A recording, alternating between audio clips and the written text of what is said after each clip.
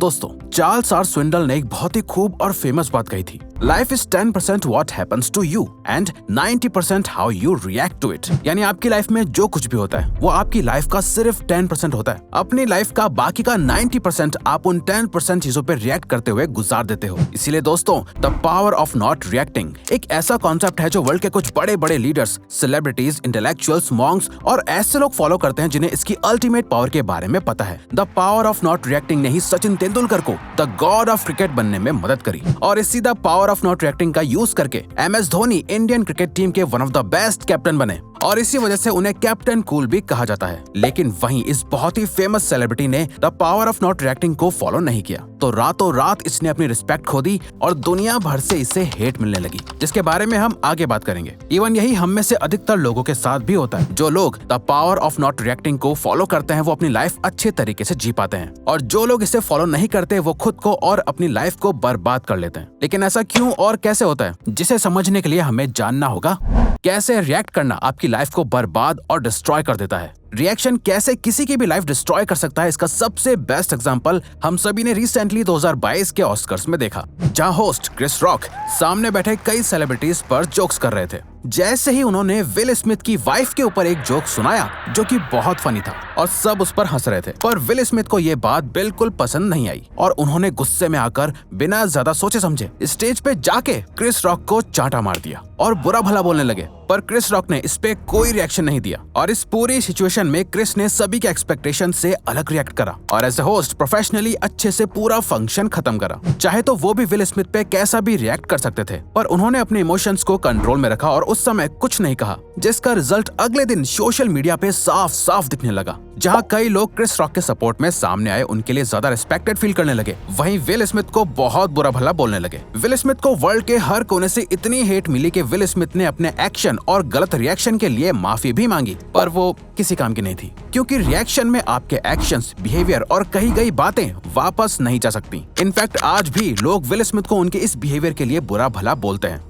लोगों ने उन्हें बॉयकॉट और ऑस्कर्स ने तो उन्हें बैन तक कर दिया है। यहाँ क्रिस रॉक ने कोई रिएक्शन नहीं दिया। लेकिन आपको क्या लगता है, क्रिस रॉक को उस समय कुछ सूझा नहीं इसलिए उन्होंने रिएक्ट नहीं किया? नहीं, बल्कि क्रिस रॉक काफी ज्यादा एक्सपीरियंस्ड कॉमेडियन है और उन्होंने अपने इतने सालों के स्टेज परफॉर्मेंसेस से सीखा है कि अगर ऑन द स्पॉट कुछ अनएक्सपेक्टेड हो जाए तो उस सिचुएशन को कैसे हैंडल करना है। और साइकोलॉजी टुडे की एक रिसर्च के अकॉर्डिंग स्टैंड अप कॉमेडियंस का IQ लेवल भी नॉर्मल लोगों से ज्यादा होता है, इसीलिए वो इम्प्रोवाइज्ड स्टैंड अप्स में भी अच्छे होते हैं। यानी उन्हें पता होता है कि लोगों के साथ ऑन द स्पॉट कैसे डील किया जाता है। तो दोस्तों, जब आप भी किसी ऐसी सिचुएशन में हो जहां सामने वाला बहुत गुस्से में आउट ऑफ कंट्रोल हो और आपके साथ गलत तरह से बिहेव कर रहा हो, या आप ऐसी कोई भी लाइफ की सिचुएशन में हो जो आपको पसंद ना हो, कोई भी रिएक्शन देना उस सिचुएशन को और भी खराब कर सकता है, तो ऐसे टाइम पे आपको the power of not reacting का यूज करना चाहिए। इवन सिर्फ बुरी सिचुएशन में ही नहीं, बल्कि सिचुएशन बहुत अच्छी हो, नॉर्मल या एक्साइटेड ही क्यों ना हो, आपको the power of not reacting का यूज अधिकतर समय करना चाहिए। इससे ये प्रूव होता है कि आप अपने इमोशंस में बहकर कोई एक्शन नहीं लेते हैं। जहाँ आपका जल्दी से भी रिएक्शन ना देना आपको और भी ज्यादा पावरफुल और रिस्पेक्टेड बनाता है।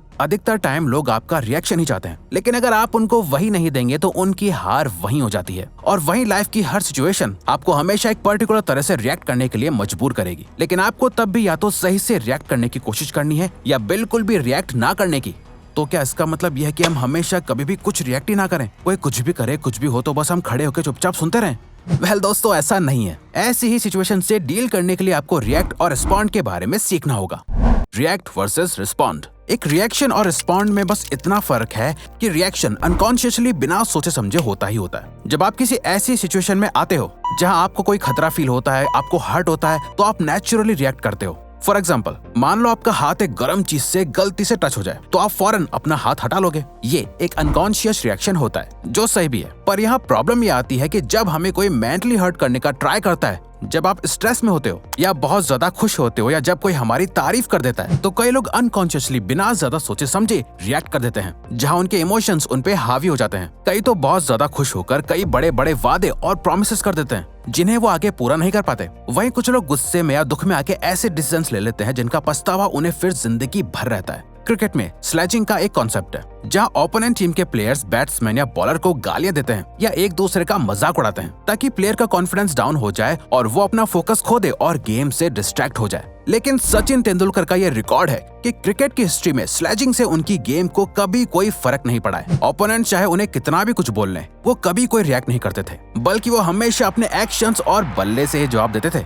उनकी इसी इमेज की वजह से उन्हें गॉड ऑफ क्रिकेट भी कहा जाता है। और यही the power of not reacting की झलक आप धोनी में भी देख सकते हो, जो हारने और जीतने पर या मैच के दौरान भी शांत रहते थे बिना ज्यादा रिएक्ट करे। वो बस अपने एक्शन से जवाब देते थे, तभी उन्हें कैप्टन कूल भी कहा जाता है। तो सिर्फ क्रिकेट में ही नहीं, गेम ऑफ लाइफ में भी हमें ये समझना जरूरी है कि बहुत सी ऐसी चीजें और लोग होते हैं जो हमारे कंट्रोल में नहीं होते। हम ये कंट्रोल नहीं कर सकते कि लोग हमारे बारे में क्या सोचते हैं या वो हमसे कैसे बात करते हैं। अगर कोई रियल लाइफ में स्लेजिंग करके आपको बुरा भला बोले और आपको उकसाने की कोशिश कर रहा हो, तो आप उस पर अपना टाइम और एनर्जी वेस्ट नहीं कर सकते। सामने वाला आपके कंट्रोल में नहीं है। आपकी लाइफ में क्या चल रहा है, कुछ बहुत ज्यादा अच्छा हो या बहुत ज्यादा ही बुरा, आप उन चीजों पे अनकॉन्शियसली रिएक्ट करते हो या सोच समझकर रिस्पॉन्ड करते हो। यही आपकी समझदारी दिखाता है। आपके कंट्रोल में अगर कोई चीज है तो वो है आप खुद। जब आप अपने इमोशंस में बह के बिना सोचे समझे बस कुछ भी कर देते हो, तो ये एक बस रिएक्शन है। लेकिन वहीं जब आप अपने इमोशंस और फीलिंग्स को कंट्रोल करके समझदारी या चालाकी से उस सिचुएशन को अच्छे से हैंडल कर लेते हो, तो वो आपका रिस्पॉन्ड कहलाया जाता है, जो आपको ज्यादा वाइज, मैच्योर और रिस्पेक्टेड बनाता है, क्योंकि actions speak louder than words. अब ये सब तो ठीक है, सुनने में आसान लग रहा है, लेकिन रिवायर्स, हम ह्यूमंस हैं, हम इंसान हैं, कितना भी कंट्रोल कर लें इमोशंस तो आ ही जाते हैं। तो डोंट वरी दोस्तों, इसका बेस्ट सोल्यूशन आपको ये करके मिलेगा। अपने इमोशंस को चैनलाइज करना सीखो। अपने रिएक्शन को कंट्रोल करने के लिए आपको अपने इमोशंस को चेक में रखना होगा। आप अपने इमोशंस को कंट्रोल कर सकते हैं, लेकिन आपको अपने इमोशंस को अपने अंदर सप्रेस और दबाना नहीं चाहिए। अगर आपके साथ कुछ बुरा हुआ है तो ये बहुत नेचुरल है कि आप सैड फील करो। अगर आपको कोई बहुत ज्यादा सुना रहा है तो ये नेचुरल है कि आपको गुस्सा आए। आप इन इमोशंस को कंट्रोल नहीं कर सकते, पर आप उन्हें सही तरह से चैनलाइज कर सकते हो, जो एक बहुत ही पावरफुल स्किल है। अगर किसी का ब्रेकअप हुआ है या किसी ने रिजेक्शन फेस करा है, तो यहाँ नेगेटिव इमोशंस डेवलप होना बहुत नॉर्मल है, जिससे आप सैड फील करेंगे, आपको इमोशनल और मेंटल पेन फील होगा। पर आप इन इमोशंस को कैसे चैनलाइज करते हैं, यानी इन इमोशंस में बह के आप लेजी, अनमोटिवेटेड फील करते हैं, एडिक्शन और स्मोकिंग जैसी गलत आदतों में पड़ जाते हैं, या फिर इन इमोशंस को एनर्जी के एक सोर्स की तरह यूज करके पहले से और भी ज्यादा प्रोडक्टिव हो जाते हो, अपनी बॉडी और अपने माइंड के ऊपर काम करने लग जाते हो। ये आप पर डिपेंड करता है।